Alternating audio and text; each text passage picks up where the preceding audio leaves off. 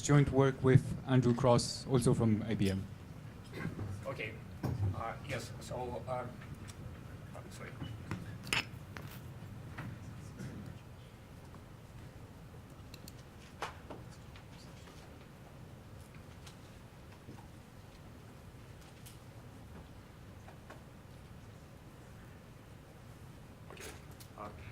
Can you hear me?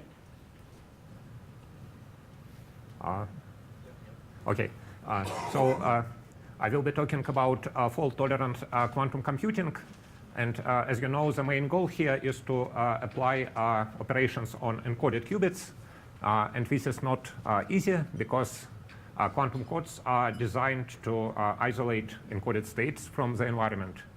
But there are several techniques how we can do logical gates. And by far the best technique is to use transversal gates. So we can, it says that we can have a bitwise application of some physical gate, and it preserves the code space of our code.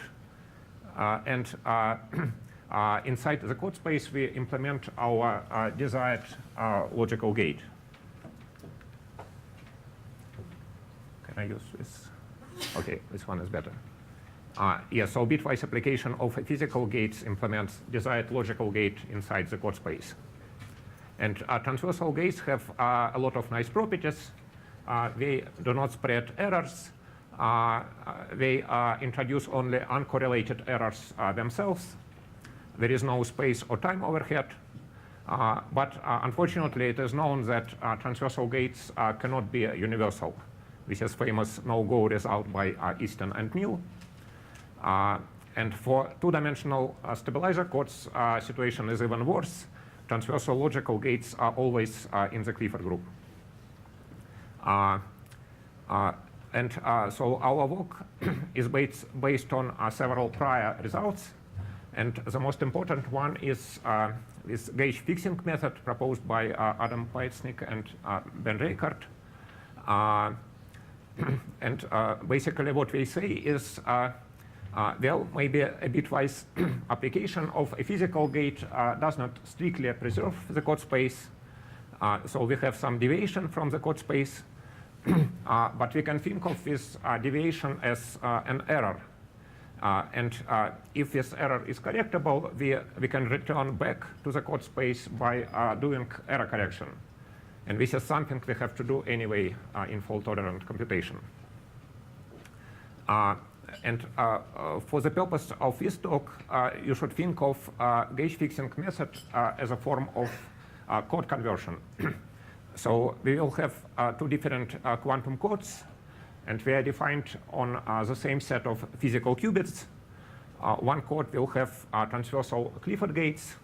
The other code will have transversal T-gates. And we can transfer encoded states between the two codes by doing error correction. So this allows us to combine transversal gates of two different codes and achieve universality. So this all sounds very good, but you can ask what happens if our physical qubits are embedded into some lattice and we only can do local quantum operations. And good news is that we can realize this gauge fixing method in 3D geometry. And Hector Bombin proposed a family of three-dimensional subsystem color codes. So we, sorry. So this is a particular implementation of this gauge fixing method. And it requires only transversal gates and local quantum measurements.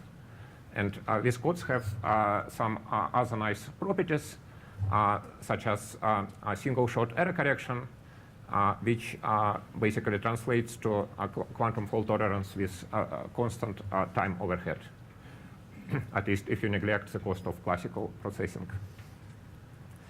But unfortunately, experimentalists don't quite like three-dimensional geometry, so we may ask if it's possible to somehow replicate these results in 2D.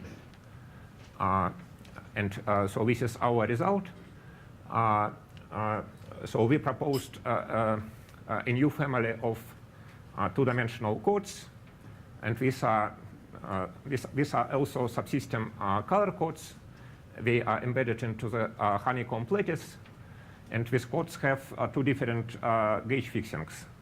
We have transversal Clifford gates for one gauge fixing, transversal T-gate for other gauge fixing, and we can switch back and forth between them by performing local quantum measurements that are confined to single hexagons on this lattice. So in the rest of the talk, I will try to explain how it works. And the most important object in this story is triply even CSS codes. So I will remind you the definition, and then I will describe a doubling transformation. This is a general method of constructing such triply even CSS codes. And I'm going to apply the doubling transformation to the family of two-dimensional color codes on the honeycomb lattice. And finally, I will discuss some numerical results. And this is just a reminder what are CSS codes. So we start from some binary linear subspace A. It must be self-orthogonal. The number of qubits must be odd. And then we define this code, CSS of A. It encodes one logical qubit into n physical qubits. And these equations define logical 0 and logical 1. In other words, X-type stabilizers of the code corresponds to vectors of A, and Z-type stabilizers are vectors that are orthogonal to anything in A and which have even weight. And the code distance is defined by this equation. So we have to look at vectors orthogonal to A, which have odd weight. Now, well, any CSS code has transversal logical Pauli operators, transversal CNOT gate. But if you want to have more transversal gate, you need certain special symmetry. For example, if you want to have transversal Hadamard, we need self-dual codes. So basically, this equation tells you that X-type and Z-type stabilizers must be the same. If you want to have transversal S-gate, you need doubly even code. So basically, it means that the weight of any X-type stabilizer must be a multiple of 4. And if you want to have transversal T-gate, you need a triply even code. So the weight of any X stabilizer must be a multiple of 8. And well, there are a lot of families of doubly even codes, so they are easy to construct. But triply even codes are sort of exotic objects, and we know only a few families of such triply even codes. And so, well, which family should we choose? So the only triply even codes that I'm aware of are Rittmaler 15-qubit code, and it's a concatenated version, and three-dimensional color codes. But unfortunately, these families, I don't know how to embed these families in two-dimensional geometry. And so then we decided to look at this example. This is a 49-qubit triply even code, and it was accidentally found by numerical search by Zheng Wenhak and myself in this old paper. Basically, this picture shows the generating matrix of this code. Does it have any structure? You might notice that there is a 15-qubit code hiding in this corner, but otherwise it looks very strange. But then we realized that indeed it has a lot of structure, and you can think of this 49-qubit code as a combination of color codes. So we have 2 copies of distance 3 color code. We have 2 copies of distance 5 color code. We have 1 extra qubit, and we are connected in a certain way that I will explain in a minute. By looking at this picture, we have realized that there is a general method of constructing triply even codes. And in fact, this method has been known before by classical coding theorists. And so let me define this doubling transformation. And it takes as input 2 CSS codes, doubly even code S, triply even code T, and it spits out a larger triply even code T out. Now there is a certain technical condition. It's not too important. Basically, first let me say what is the size of the output code.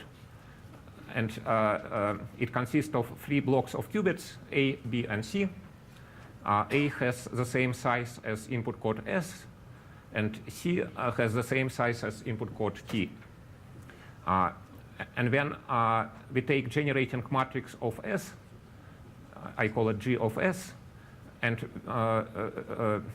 we put this matrix in block A and block B. And we need 2 copies of G of S to ensure that the output code is triply even. Then we put all ones vector on B and C, and it's triply even because of this condition. And then we take generating matrix of T and put it on the block C. And so this table tells you what is generating matrix of the output code. And the code distance of the output code is given by this formula. Essentially, it says that the doubling transformation increases the code distance by 2, provided that we properly choose this doubly even code S.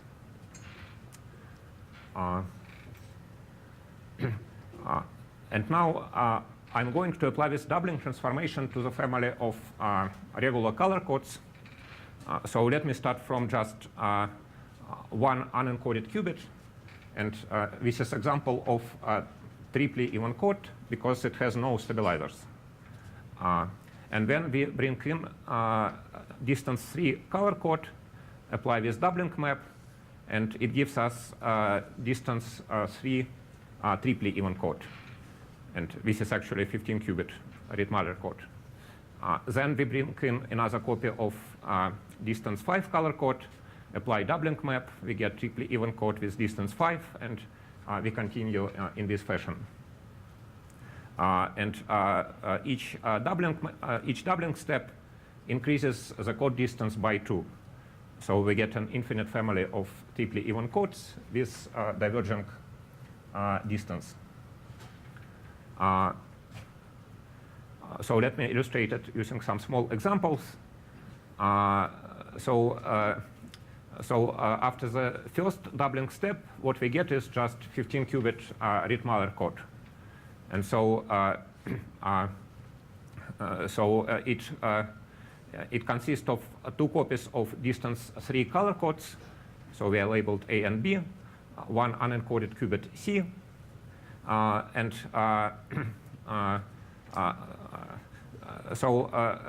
Let me put these 2 copies of the color code atop of each other. So now we have a single planar code, but each side on this picture contains 2 qubits because we need 2 copies of the color code.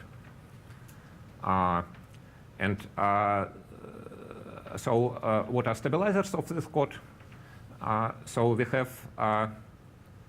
have X-type stabilizers on double faces of the color code lattice. We have these stabilizers on single faces of the lattice and double edges of the lattice. And then we have a few non-local stabilizers. We have all ones vector on BC, and it's both X and Z stabilizer. Now let's apply another doubling map. So what you see on the left is the 15-qubit code from the previous slide, and then we bring in 2 copies of distance 5 color code. And again, we have X stabilizers on double faces of these color code lattices. We have Z stabilizers on single faces and double edges. And then we have a few non-local stabilizers that correspond to these all ones vectors connecting B1, C1, and B2 and C2. And C2 is just everything on the left. So A1, B1, C1. And then you can guess how it continues. And one technical remark is that if you look at these pictures, then strictly speaking, this code is not triply even. Say, if you take a doubled version of this face, it has its stabilizer of weight 12, which is not multiple of 8.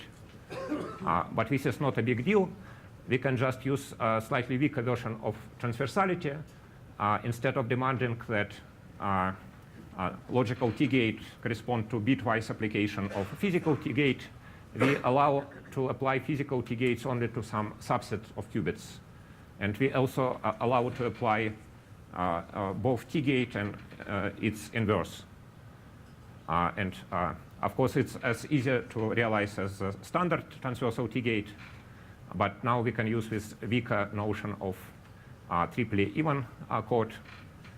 It's not too important, but basically this weaker definition of triply even code applies to hexagonal lattice as well. Now, so what we have achieved so far, we have infinite family of triply even codes with diverging distance, but these codes have some very non-local stabilizers. So how we can measure this? So this requires several steps. And the first step is just to choose a more local basis set of stabilizers. Say we have Z stabilizers corresponding to all ones vector on BC, and we can try to localize it by multiplying this another Z stabilizer supported on this face of B. And it allows us to push all the weight towards the boundary of B. So we started from this non-local stabilizer, and now we get something that lives on the boundary of B and on this qubit C. Then we also have this non-local Z stabilizer corresponding to all ones vector on B2 and everything here. And we can use the same trick. We push all the weight towards the boundary on A1. We push all the weight towards the boundary on B2, and then we already know that B1 C1 is a stabilizer by itself, so we don't have to worry about it. So we started from this non-local stabilizer, and now we get something that which is supported only on the boundary of this connecting region, and we can continue in this fashion further. So now the only non-local Z stabilizers are those that correspond to boundaries of these connecting regions that connect consecutive patches of the color code. And the next step is to try to get rid of these non-local stabilizers. So I'm going to decompose each of them into a product of local gauge stabilizers. Local gauge operators. And so this requires formalism of subsystem codes. I don't have time to define it formally, but let me just say that what we are doing is that we have some empty sites in these connecting regions, and I'm going to put 2 qubits at each of those empty sites. And I call these qubits gauge qubits because we do not store any information. And operators acting on these gauge qubits are called gauge operators. And basically, I can use these gauge degrees of freedom to simplify my non-local stabilizers. Say, on this picture, I zoom in onto a connecting region between distance 5 color code and distance 7 color code. And I'm going to define several gauge generators inside this connecting region. So there is a gauge generators on each of those grayish faces. And there is a gauge generator on each of these black edges. Now remember that we had these non-local z-stabilizers that lives on the boundary here and here. And now I can decompose these non-local stabilizers into a product of these local gauge generators. Like if you look at this product, you can see that everything inside the connecting region cancel each other. So the only non-local stabilizers left is this long range H. And when we use the same trick again, we can decompose this long range H into a product of local edges. Now we have localized all these stabilizers. So we can, it means that we can measure syndromes of those stabilizers by measuring local gauge generators. And the main technical work here is to compute the distance of the new code that includes these gauge qubits. Now, you might think that now we have to look at non-local X stabilizers and try to localize them, but this is not necessary. And a better solution, just don't measure any X stabilizers. Let me illustrate this using GHZ state. This is a stabilizer state, and it has stabilizers ZZ on consecutive qubits and one non-local stabilizer XXXXX. Well, we can prepare GHZ state starting from a product state plus by measuring only Z type, by measuring only local ZZ stabilizers. And this non-local X stabilizers is already in the stabilizer group of our initial state, so we don't have to measure it. And the same story applies to our doubled color codes. So the analog of GHZ state is this doubled color codes. The analog of all plus state is certain extended color code.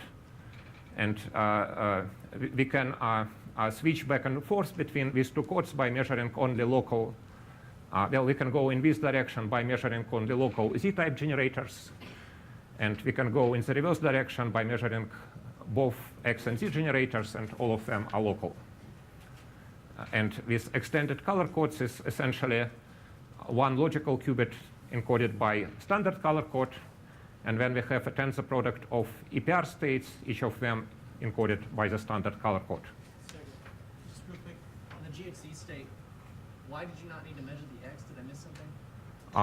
Because this X stabilizer is already in the stabilizer group of my initial state. Oh, I see. So no need to measure it.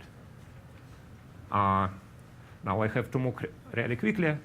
So we try to use these codes to implement logical Clifford+T circuits.